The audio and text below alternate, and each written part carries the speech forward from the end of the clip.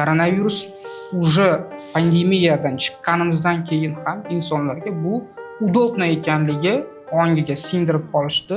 Hozirgi kunda kelib tez ozish effekt mavjudligi hisobiga ko'pchilik sohalarda marketing kuchli ketdi. Shuni hisobiga qandli diabeti bo'lmagan bemorlarda ham ushbu preparatni qo'llash kengayib ketdi. Mana shu 5 yoshgacha, masalan, ortiqcha vazn bo'lsa bolada, iliji 5 yoshdan 12 yoshgacha dedik, ularda ortiqcha vazn bo'lsa, ularda nimasiga tekshiruvga tavsiya qilasiz? Bu ham masalan semizlikda qo'llaniladi. Lekin juda ham ko'p tadqiqotlar o'tkazilgan va imенно ozish uchun, imенно qandli diabet bor insonlarga bezopasniy preparat deb tasdiqlandi. Aynan semizlikka bog'lasa bo'ladi. Bitta gap bor, misol uchun запретный плод всегда sladek. И hozirgi zamonda ayniqsa, chunki internet musor bilan to'lib yotibdi. Shu narsani aytib o'tmoqchiman. Sehrli tabletkalar mavjud emas. Hamma narsa, hamma muvaffaqiyat bu mashaqqatli mehnat orqasidan keladi.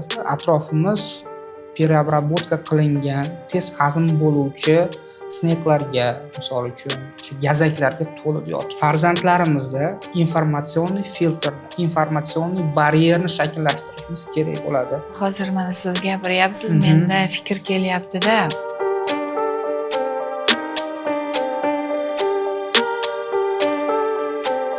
Assalomu alaykum, Andijon tibbiy diagnostika mijozlarimiz, bizni kuzatuvchilarimiz.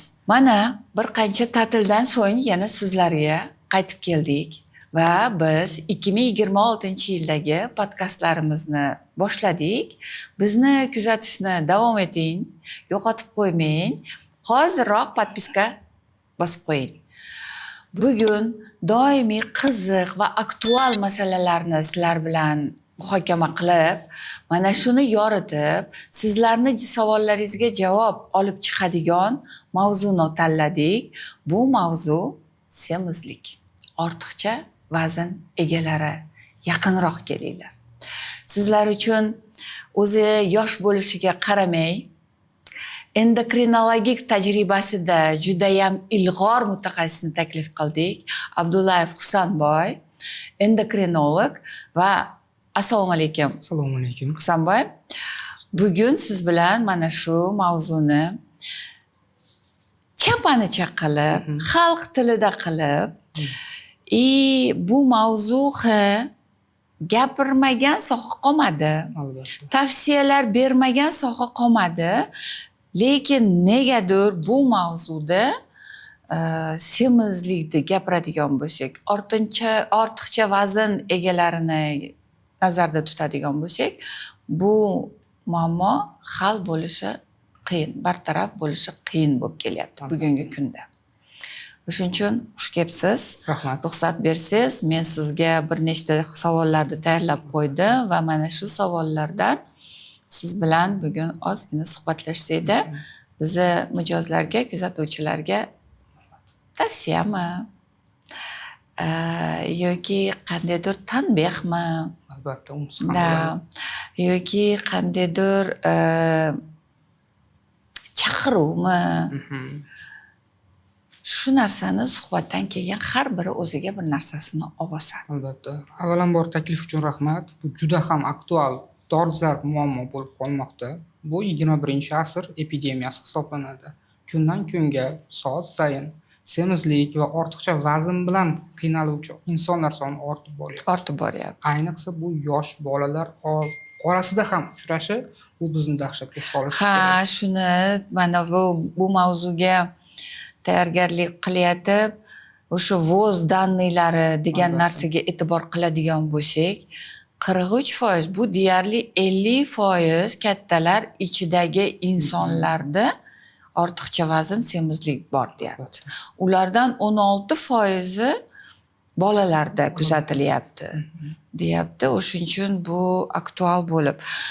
Husanboy, bu ojireniyaning, semizlikni yoki ortiqcha vazn deydigan bo'lsak, 2020-yilda bu yog'iga gaplashsak. Chunki meditsina qaysi sohani olmaylik, qaysi mavzuda olmaylik, do Covid, post Covid bo'lib qoldik. Albatta, Ha, bemor bilan suhbatlashayotsak ham oldin qanaqa edi, hozir qanaqa? Covid bo'lganmisiz, bo'lmaganmisiz degan savollar berilyapti. O'shanga yarasha kuzatuvlar olib borilyapti. Xuddi shunday ortiqcha vaznda nima deb o'ylaysiz? Buni kengayib ketishi, ya'ni ko'payib ketishi, o'sha 43% deb beryapti ekan, ko'rsatkichini. Bu mana shu 2020 va 2026 ga mana kirib keldik. 5 yil ichida o'zgarish bo'lib ko'paydimi, yo nima sabab bunday raqamga? Oxirgi ma'lumotlarga qaraydigan bo'lsak, hozir 5 yoshgacha bo'lgan bolalarning 32 millioni dunyo aholisini ortiqcha vazn bilan qiynalmoqda. Bunga koronavirus epidemiyasi katta turtki bo'ldi. Chunki epidemiya paytida polnaya izolyatsiya qilishimiz kerakligi, uyda o'tirishdi, lockdown insonlarni to'g'ri.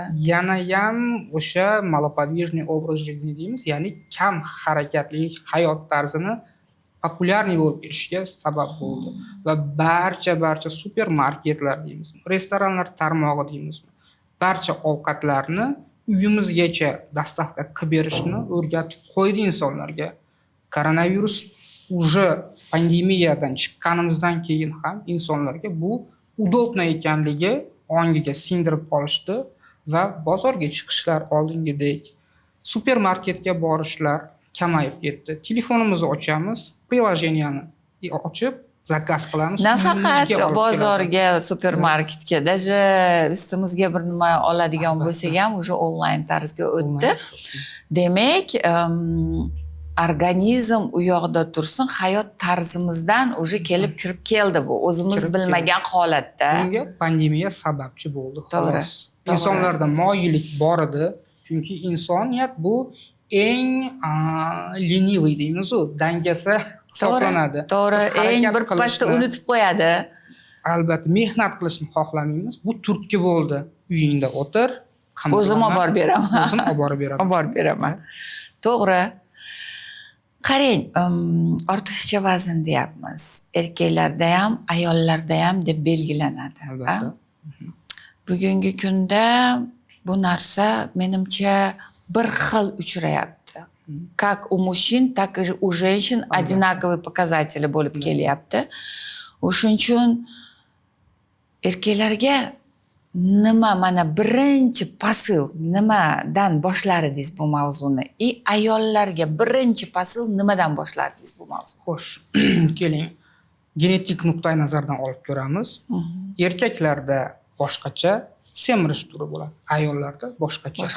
Tashqi tarafdan qaraganda, erkaklarda ko'p holatlarda qorin atrofida yog' yig'ilishi bochkasimon yoki olmasimon shaklda tanani shaklga ega bo'lishiga sabab bo'ladi.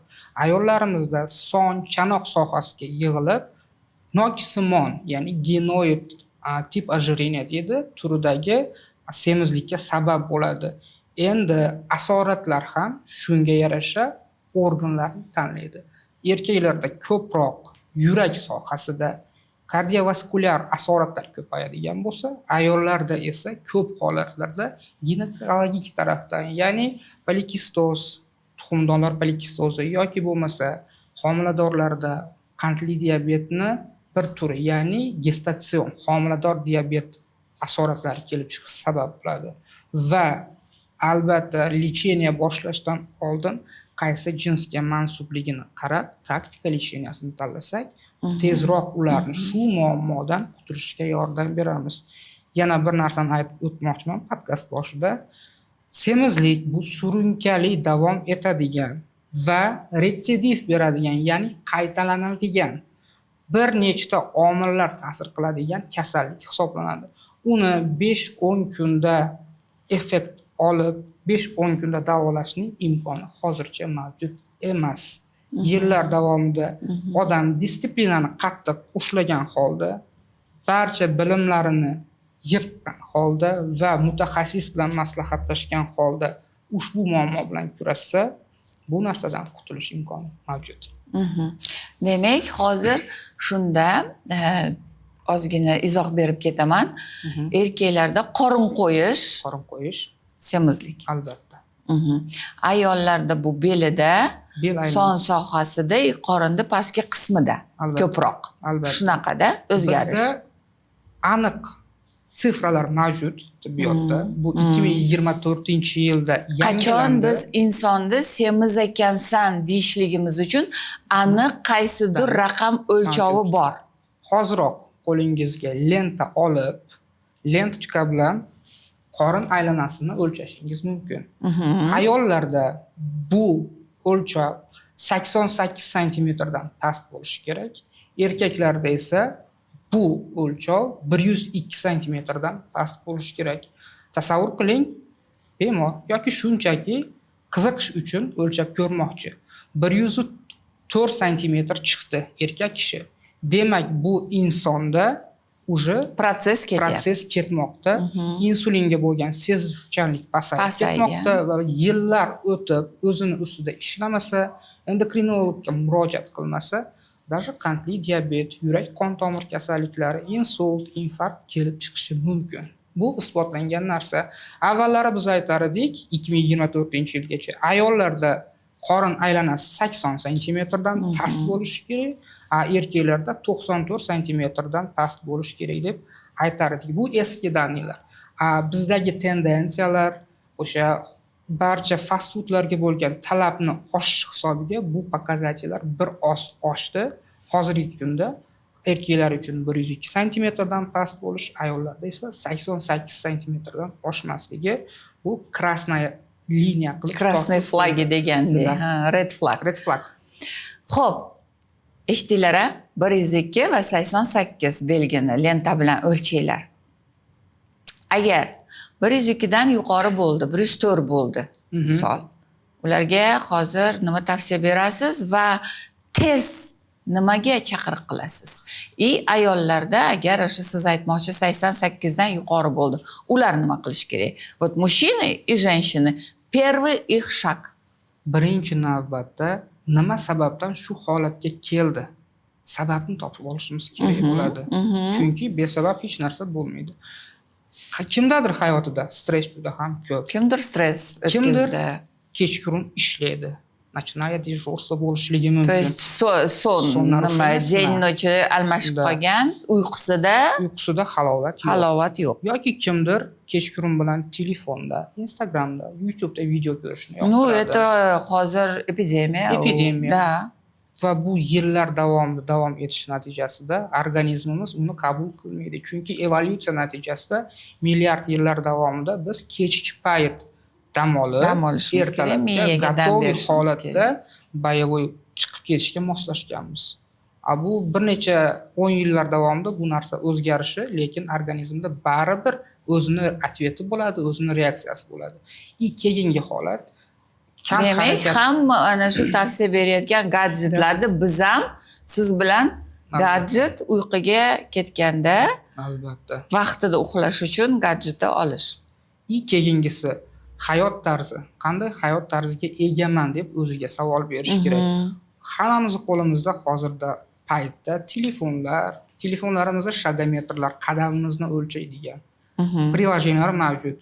90% holatlarda qo'limizda telefon bo'ladi.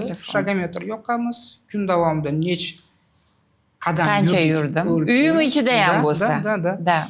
Agarda o'sha narsa 10,000 qadamni tashkil qilsa, sizda malopodvижный образ жизни, ya'ni kam harakatlik hayot tarzi mavjud emas.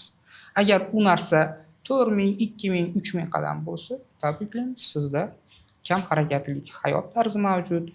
Plus к этому agar siz shirinliklar ko'p yeysiz, xamir ovqatlar, kuchli ovqatlar, o'zbek xalqimiz juda ham sevadi bu narsalarni yeydigan bo'lsangiz, gormonal foningiz, stressingizdan keyin gormonlaringizda nima o'zgarish bo'lsa, ortiqcha vazndan so'ng semizlikka yetaklab boshlaydi. Ular hammasi trigger faktorlar, ya'ni sababchi omillar hisoblanadi.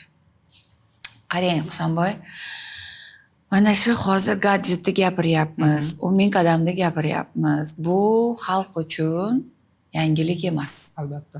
Bu hamma joydan mana shuni tavsiya beryapmiz. Undan tashqari siz bilan biz bilamiz, yanayam ilg'orgi oldimga yurdim degan mutaxassislar bo'lishi mumkin, что ular shunaqa va'dalar beradiki, что bir oy ichida, 2 oy ichida mana shuncha vazn yo'qotasan, tam -20, -30 degan va'da berishadi.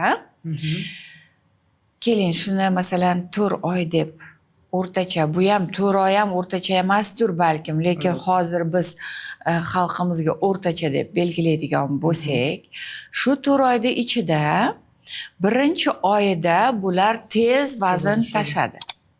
Da?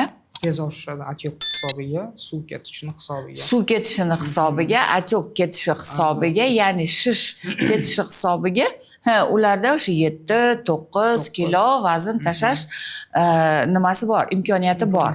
To'g'rimi? Albatta. Keyingi 3 oyda вот в среднем to'g'ri ozadigan bo'lsam, siz aytmoqchi shu uzoq vaqtlik bir yilda masalan belgilagan bo'lsam, o'zim uchun ozish uchun men 3 oyda qancha vazn tushirishim kerak, qancha vaznni yo'q qilishim normalniy holat bo'ladi va men o'zimni quvvatimni yo'qotmagan holatda keyin o'sha vaznga qaytmagan holatga kela olamanmi degan savol bor. Bu ayollarda ichida shunaqa problema borki, zalga borishadi. Bir oyda shunaqa o'ziga endorfinlari oshib, zavqlanib, vaznni tashlashadi. Birinchi oyda rezultati wow bo'ladi. Ikkinchi oydan уже yarimiga yetganda не такой результат, уже unaqa tashamaydi. И все, на этом zal yopildi. Конечно. Mana shu muammoni juda ko'pida uchratganman. Albatta. Barcha yo'nalishlarda bo'lgan kabi ozish sohasida ham standartlar mavjud. Tasavvur qiling, 100 kilogramli patsientga keldi. Biz 3 oylik reja tuzib beramiz.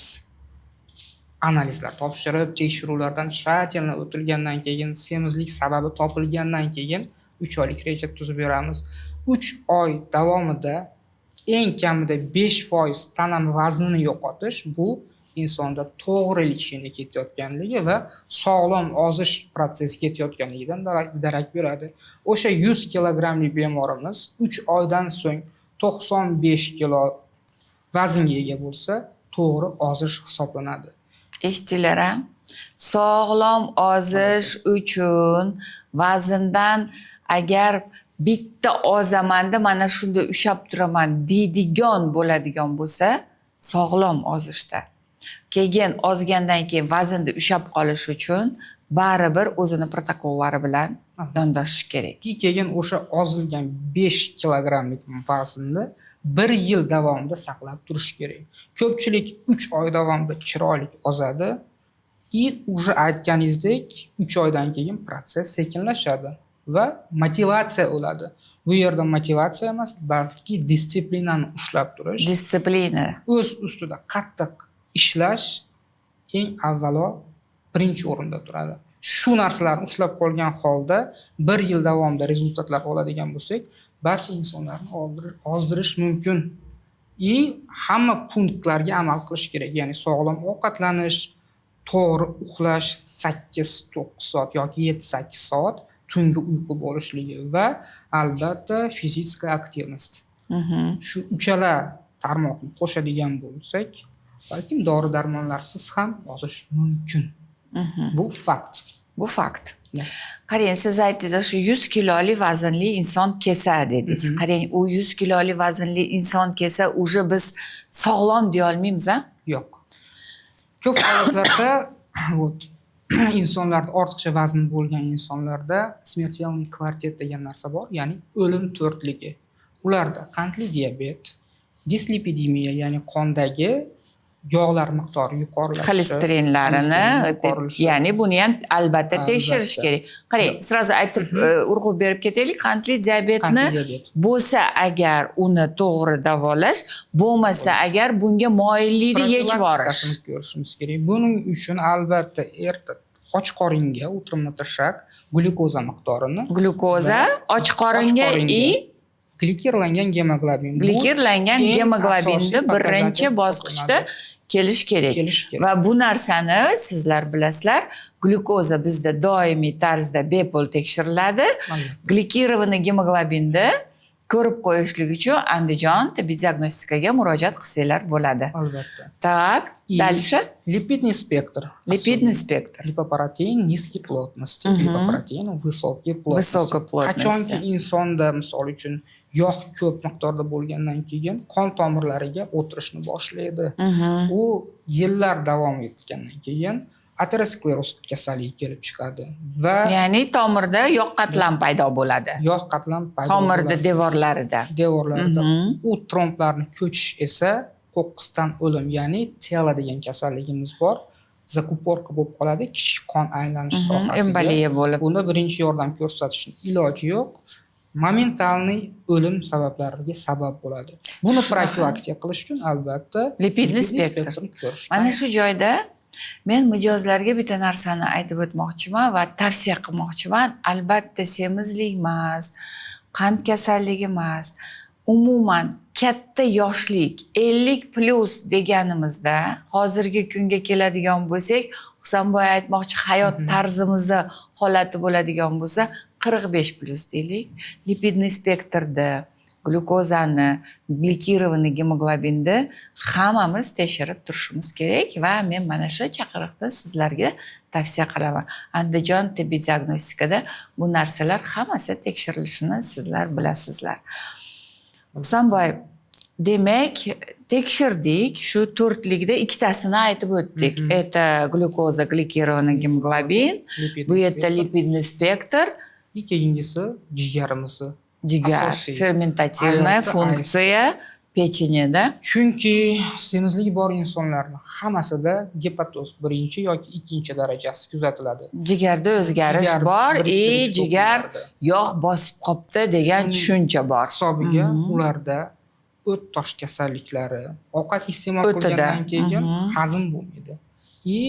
Og'riq, og'irlik paydo bo'ladi, noxushlik paydo bo'ladi va ich qotishlari, qabziyat holatlari kelib chiqadi. Bularning hammasi jigar o'zini funksiyasini normada bajarmaganligi sifatida va u patsientga прям кричит: "Помоги мне" deb Jigarda qiladi, o'zini signal beryapti. Buni har bitta inson o'z vaqtida anglab yetish kerak. Gepatozni oldini olish uchun profilaktika tekshiruvlari, ya'ni ALT va ASTni обязательно tekshirish shart. Demak, qarang, agar men hozir bizni quloq solib turgan insonlarimizga 102 bilan 88 santimetrni eslatib va mana shu belgilardan yuqori bo'ladigan bo'lsa, уже 2 santimetr plus, 3 santimetr plus bo'ladigan bo'lsa, siz aytmoqchi mana shu tekshiruvlardan o'tishini tavsiya qilsam to'g'ri bo'ladi. Albatta, har 3 oyda agar o'zini sog'lig'i muhim bo'lsa, inson tekshiruvlardan o'tish kerak. Chunki kasallikni davolagandan ko'ra uni oldini olgan ma'qul. Demak, semizlik bu kasallik. Semizlik bu og'ir kasallik hisoblanadi va Og'ir surunkalik kasal- davom surunkali. etadi. Bu 1-2 kunda bo'ladigan O'shuning narsa uchun, emas. ha. Xo'p, siz o'zingizni yaxshi, bizda men o'zim ham bilaman, mana ayollarimiz juda ko'p men semiz bo'lganim bilan rosa yengil yuraman deydi. Da. Bunga nima deysiz? Xo'sh, bu endi как говорится, отмазка. To'g'ridan to'g'ri. Ularda kuzatiladi albatta. Oyoqlarida og'riq, Конечно. holatlarida. Конечно. Aytganimdek, ovqat hazm qilishdagi muammolar естественно kuzatiladi.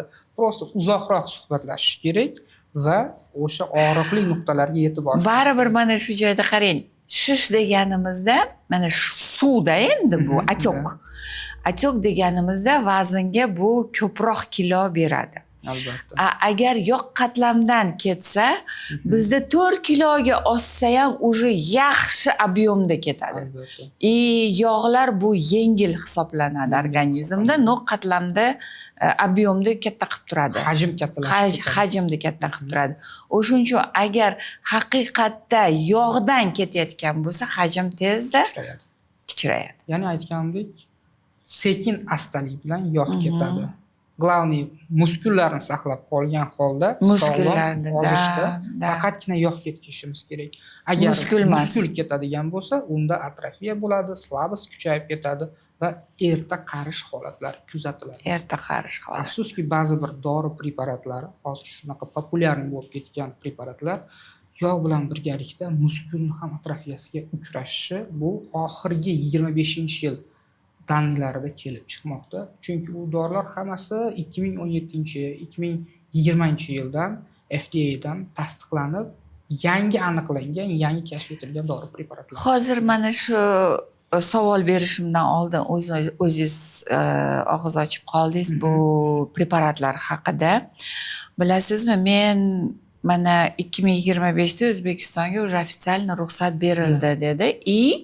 Buni именно endokrinologlar assotsiatsiyasi одобрение dali degan statyani o'zim ko'rib, ijtimoiy tarmoqlarimga ham qo'yib, buni hammasini девчонки, да, endi вот o'sha sizlar olayotgan preparatlarga O'zbekistonda ham mumkin. No bitta narsani mana shu joyga aytib ketmoqchiman, что ularda endokrinolog tavsiya qilish kerak. Negaki saharный диабет второго типа с ожирением degan показанияsi или же метаболический синдром с ожирением degan показанияsi.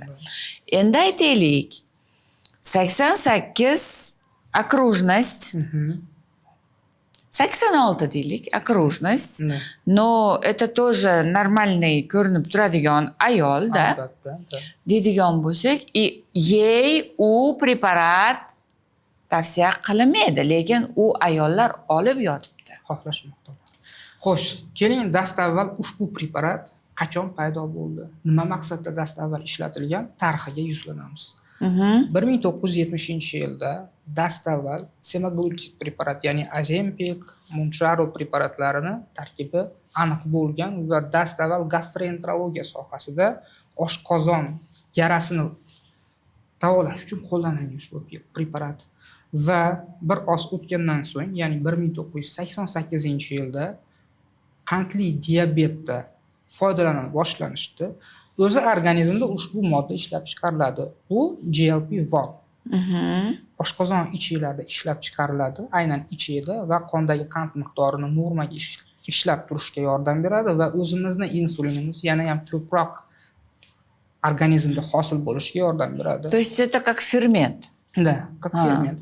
Va 2017-yilga kelib Amerika assotsiatsiyasi ovqatlar va dori-darmonlarni kontrol qiladigan assotsiatsiya 2017-yildagina tasdiqladi, что Ozempic qo'llash mumkinligi haqida. В эндокринологии. В эндокринологии, Да. особенно против сахарного диабета второго типа. Типа с лишним, да, с Да. лишним весом. И hozirgi kunda kelib tez ozish effekt mavjudligi hisobiga ko'pchilik sohalarda marketing kuchli ketdi. Shuni hisobiga qandli diabeti bo'lmagan bemorlarda ham ushbu preparatni qo'llash kengayib ketdi. Особенно среди косметологов bu narsa populyarniy Среди bo'lib косметологов, ketdi. среди девушек. No, ogohlantirib o'tishimiz kerak. Да, men hozir aytmoqchi edim shuni. Хорошо, это медицинский препарат. Хорошо, этот медицинский препарат вообще минус-то demaymiz, плюс tarafi ko'p. Albatta. Да. Но mana shu yerda нежелательные эффекты, побочные эффекты, отдаленные последствия haqida, keyin chiqishi mumkin bo'lgan haqida eslatib bir ma'lumot berib ketaylik. Mana qarang. Har bitta dori preparati yaratilgandan keyin meta-analiz qilinadi. Конечно. Oddiy olaylik, metformin preparati. Да. bir asr bo'lyapti. U ham masalan semizlikda Semizlikda qo'llaniladi. qo'llaniladi. Lekin juda ham ko'p tadqiqotlar o'tkazilgan va именно ozish uchun, именно qandli diabet bor insonlarga безопасный preparat deb tasdiqlandi. Biz gapirib o'tgan semaglutid preparatlari yaratilganiga va adabryat qilinganiga 2017-yil bo'lgan bo'lsa, Hech qancha bo'lmadi. 10 yil bo'ldi. Hali недостаточно информации, последствия qanaqa bo'ladi? Через 20, через 50 lет Nima qanday beradi? holatlarga olib keladi? Qanaqa последствия bo'ladi? Bu haqida ma'lumotlar hali yetarli emas. Он до конца не изучен bo'lmasa, oxirigacha o'rganilib bo'lmagan. O'rganish ishlari davom etyapti. Xulosalar hali недавно chiqadi. Прочитал semaglutidlarni bolalardagi semizlikni oldini olish va ularga qarshi kurashda ham qo'llash haqida исследовать qilishgan, meta-analiz bo'lgan va sekin astalik bilan может через 5 lет qo'llash mumkin bo'lar. И то с ожирением. С ожирением и prediabet holatlarida. Agarda bu preparatni misol uchun soppa sog'lom inson ради красоты oladigan Так и bo'lsa, получается. Eng achinarligi, да. что это применяется ради красоты. Da. Eng yomon narsa hozirda o'sha ожирение, ya'ni semizlikni biznesga aylanib qolgani bo'lyapti bizda. Marketing. Buni o'sha endokrinolog, diyetologlar har tomondan jar solishimizga qaramasdan to'xtatib bo'lmayapti. Inson tez rezultat olishni xohlaydi, Da. mehnat qilishni, o'zini ustida ishlashni xohlamaydi. Shu narsani aytib o'tmoqchiman. Sehrli tabletkalar mavjud emas. Hamma narsa, hamma muvaffaqiyat bu mashaqqatli mehnat orqasidan keladi. To'g'ri. Tekin qishloq faqatgina mishlovkada. Mishlovkada. Da. To'g'ri. O'zingiz aytmoqchi o'sha tartiblik, то есть disiplina. Da, obviously. Ana shu nima bo'lib tursa, semirmasa ham bo'ladi inson o'zini agar disiplinaga solgan bo'lsa. Albatta. Хорошо, preparatlar haqida ham eslatib o'tdik, ozgina ma'lumot berib o'tdik. Bizni kuzatishda davom eting. Sizga podpisatsiya va like bosishni eslatib qo'yaman. Qancha podelitsani esinglar, bizni ko'tarilishimizga yordam bergan bo'lasizlar. Husanboy, yana o'zingiz aytmoqchi, statyani ko'rdim. В детском возрасте, ya'ni bolalarda dedingiz. Bolalarda ham bu semizlik proses muammoga aylanib kelmoqda. Albatta. Oldin bolalarimiz подвижный, активный, hozir ham bor unaqa bolalar, но semizlik уже foizi oshib bormoqda. Sizga savol shunaqaki, 5 yoshgacha bo'lgan bolalar bilan mana 5 yoshdan 12 yoshgacha bo'lgan semizlik. Bu возрастной kategoriya deydi. Mana shular haqida ham aytib o'tsangiz. Xo'sh. Давайте keling oldin 5 yoshgacha nima uchun semizlik kelib chiqishini ko'ramiz. Давайте. Birinchi sabab ota-ona hisoblanadi bu paytda. То есть генетически, да? Da. Genetik emas, bu faktorlar, ya'ni ota-ona yaxshi oziq-ovqatlar bilan ta'minlamoqchi bo'ladi bolasini. Da. Agarda ozgina bo'yga cho'zib vazn tashlasa, meni bolam ozib ketdi deb. Sun'iy Yemeyman qarshilar desa berishni обязательно. Keyin hozirgi eng yomon tarafi, даже 1 yoshga to'lmagan bolalarga ham ota-onasi jim o'tirsa bo'ldi deb telefon ushlatib qo'yadi. Bilasizmi, yana nimani kuzataman? Ovqat yegim kelmayapti desa, masalan, mana ovqat yeydigan vaqt keldi, ota-ona dasturxon atrofiga yig'ildi. No, bola yegim kelmayapti desa, yeysan. Albatta. Bu yemachi. Kelajakda biz o'zimiz shunaqa katta bo'lganmiz. Albatta. Yeyishing kerak, обязательно. Mana shu bir china ovqatni yeysan. Bu birinchisi. Ikkinchisi, atrofimiz переработка qilingan, tez hazm bo'luvchi snacklarga, misol uchun, o'sha gazaklarga to'lib yotibdi. Ну да. Yig'laydi, do'konga boradi, yig'laydi, yo kireshki, yo chipsiki, yo коробочный sok olib beradi. Ichi to'la krasitel, ichi to'la shakar o'rnini bosuvchi zaminitellar. Ular tezlik bilan organizmga tushadi. Yarim soat, bir Quvvat beradi, soatda как уже будто бы. so'rilib ketib, yog' ostida to'planishni boshlaydi va bolalarda paratrofiya kelib chiqadi. 2024-yil ma'lumotlariga ko'ra, yuqorida ham ta'kidlab o'tganim, 35 million bolachalar ortiqcha vazn bilan azob chekmoqda va bu kelajakda o'z последствиясini albatta beradi. Chunki bolani sog'lig'i bu ota-ona uchun kelajakka qilingan eng katta investitsiya hisoblanadi. Endi 5 yoshdan 19 yoshgacha holat qanday? Давайте shuni ko'rib chiqamiz. Mana o'zingiz aytib o'tdingiz, biz yoshligimizda подвижный bo'lganmiz deb. Подвижный bo'lganmiz. Kechalari misol uchun ko'chaga chiqib bolalar Olib kira olmasdi biz ota-ona. futbol o'ynaganmiz, berkinmachoq o'ynaganmiz. Bizda unaqa gadjetlar umuman mavjud bo'lmagan. И stoloviyada здоровая пища bo'lgan hammamizda. Hozirgi bolalar nima o'ynashadi? Onlayn o'ynashadi. Onlayn o'yinlarga gadjetlar bilan atrof to'lgan. Bitta o'rtog'ida ko'rib havas qiladi и bu ham o'ynashni boshlaydi. Bu sekin astalik bilan kam harakatlilik hayot tarzini ularda shakllanishiga va oxir oqibat semizlik kelib chiqishiga sabab bo'lmoqda. Mana shu joyda bilasizmi, men hozir mana siz gapiryapsiz, menda fikr kelyapti-da. Bolalarni qanday qilib shuni to'g'ri yo'naltirishga olib kirib yoki tavsiya berib qilsak, chunki gadjet 21-asrda, sun'iy intellekt davrida gadjet kerak. Agar gadjetga yondoshmasa, farzand orqada qolyapti bo'ladi. Zamondan orqada qolgan bo'ladi. Tushunmaydimi, tengdoshlaridan orqada qolib ketyapti bo'lgandek bo'ladi. Bu ham yaxshi emas farzand uchun. Он должен развиваться. Gadjetni deydigan bo'lsak, bu yoqda jismoniy nimadan mahrum bo'lib qolyapti, jismoniy harakatdan mahrum bo'lib qolyapti. Mana shuni o'rta qandaydir bir nimasi bormi? Albatta, hamma narsada eng asosiysi me'yor bo'lishi kerak. Misol uchun, birinchi navbatda qancha vaqt davomida va sutkaning qaysi qismida bolalar gadjetlardan foydalanyapti. Shuni kontrol qilishimiz kerak bo'ladi. Endi men mana shu yerda ota-onalarga ozgina yumshatibroq yetkazar edim. Kontrol deydigan bo'lsak, уже xolamasa farzand tarafdan сопротивление chiqadi, chunki tak ularni nimasida kontroli ko'p. Ular bilan menimcha